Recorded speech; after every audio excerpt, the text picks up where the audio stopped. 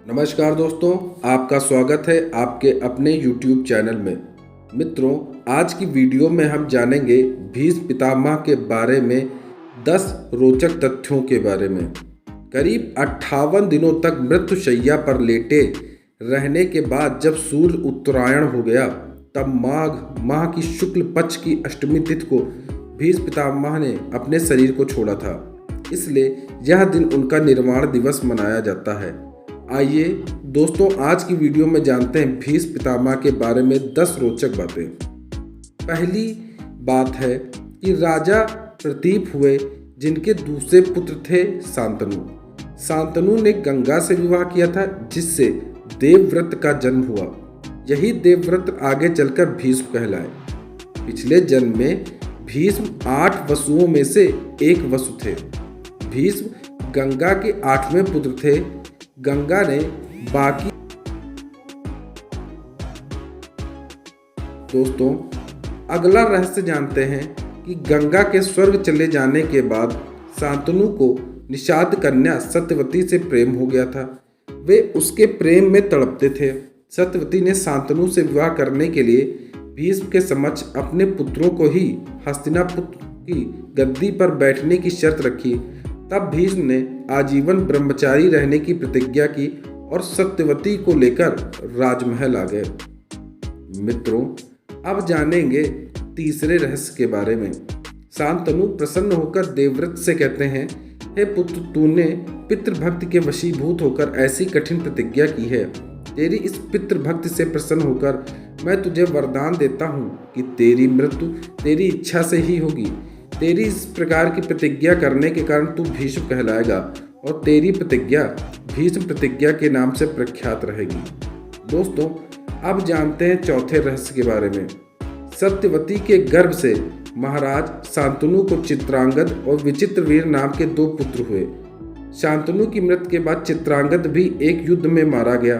तब भीष्म बालक विचित्रवीर को सिंहासन पर बैठाकर खुद राज्य कार्य देखने लगे।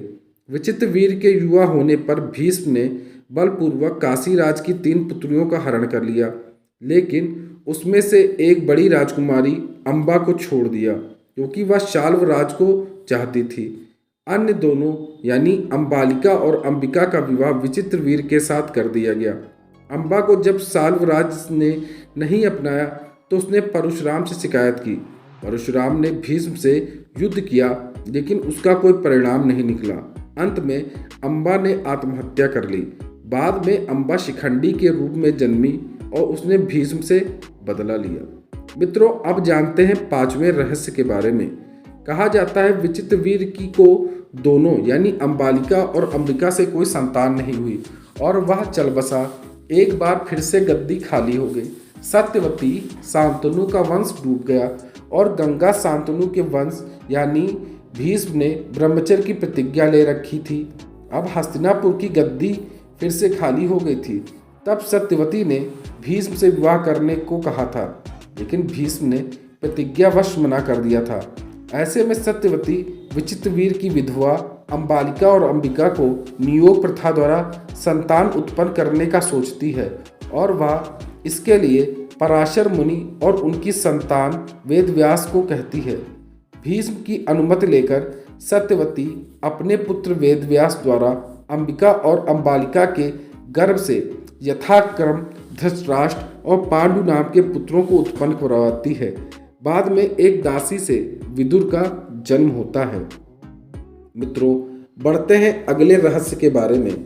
महाभारत के युद्ध में भीष्म पितामह कौरवों की तरफ से सेनापति थे। कुरुक्षेत्र का युद्ध आरंभ होने पर प्रधान सेनापति की हैसियत से भीष्म ने 10 दिन तक घोर युद्ध किया। 10वें दिन इच्छा मृत्यु प्राप्त कर भीष्म द्वारा पांडवों के विनय पर अपनी मृत्यु का रहस्य बता देते हैं और तब इस नीति के तरह युद्ध के भीष्म के सामने शिखंडी को उतारा जाता है। प्रतिज्ञा के अनुसार भीष्म किसी स्त्री, वैश्या या नपुंसक व्यक्ति पर शस्त्र नहीं उठाते। तब शिखंडी के पीछे खड़े रहकर भीष्म को अर्जुन तीरों से छेद देते हैं। वे कराहते हुए नीचे गिर पड़ते हैं। जब भीष्म की गर्दन लटक जाती है, तब वे अपने बंधु बांधवों और वीर सैनिकों को देखते हुए अर्जुन से कहते, बेटा, तुम तो क्षत्रिय धर्म के विद्वान हो, क्या तुम मुझे उपयुक्त तकिया दे सकते हो?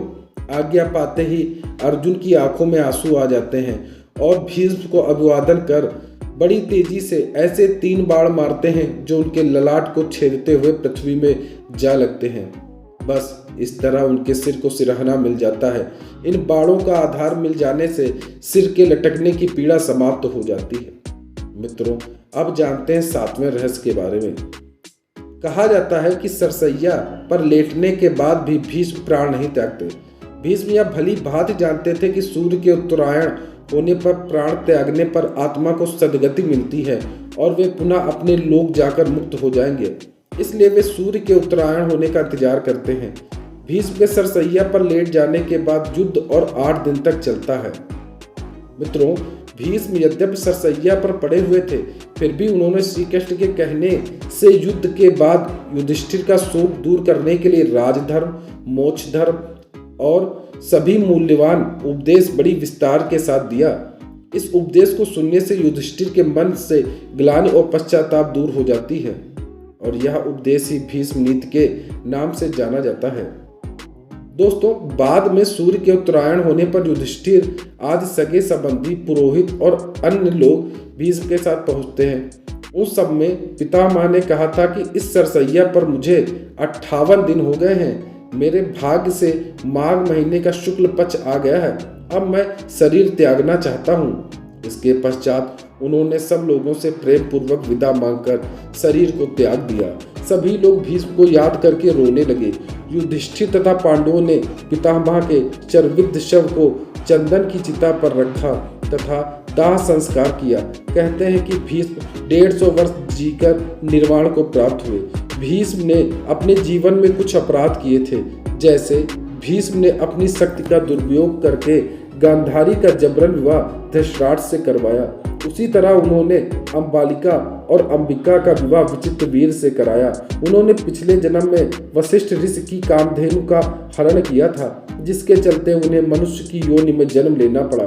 भरी सभा में जब द्रौपदी का निर्वस्त्र किया जा रहा था तो भीष्म चुप बैठे थे। भीष्म ने जानते बूझते दुर्योधन और शकुनी के अनैतिक और छलपूर्ण खेल को चलने दिया। सरसैया पर भीष्म जब मृत्यु का सामना कर रहे थे, तब भीष्म ने द्रौपदी से इसके लिए क्षमा भी मांगी थी। जब कौरवों की सेना जीत रही थी तो ऐसे में भीष्म ने ऐन वक्त पर पांडवों को अपनी मृत्यु का राज बताकर कौरवों के साथ धोखा किया था। भीष्म ने सरसैया पर लेटे हुए श्री कृष्ण से कहा कि हे मधुसूदन, मेरे ये कौन से कर्मों का फल है जो मुझे बाणों की सैया मिली है।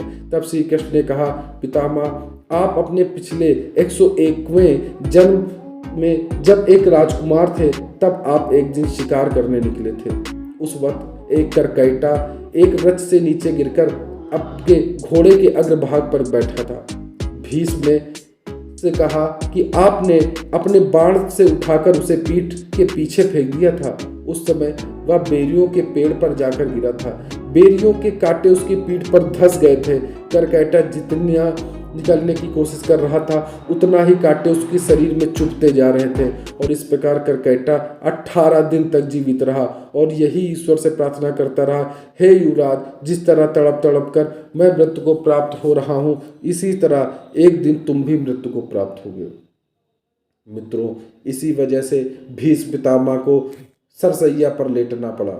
मित्रों, ये थे भीष्म पितामह के 12 रहस्य। आपको ये रहस्य कैसे लगे, कमेंट बॉक्स में अवश्य बताएं। धन्यवाद।